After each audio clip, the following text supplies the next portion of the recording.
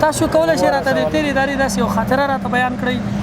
خاطرې خو ډېرې دي، کومه درته یاده کړم. یوه خاطره خو دغه ده چې ما تذکره جوړوله، خو زما یو څو ډکي ویښتان راغلي وو په مخ. ږیره راغلې وه. بیا مې د مکتب شهرت هم راخیسته و، د 14 کالو شهرت و.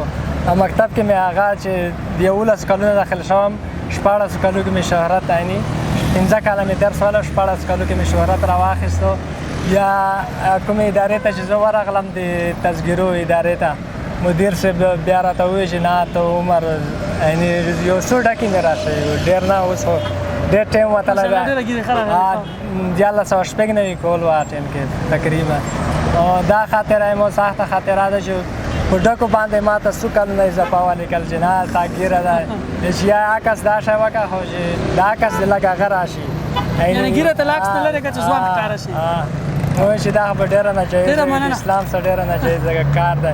نو دا ما ډېره سخته خاطره پاتې ده.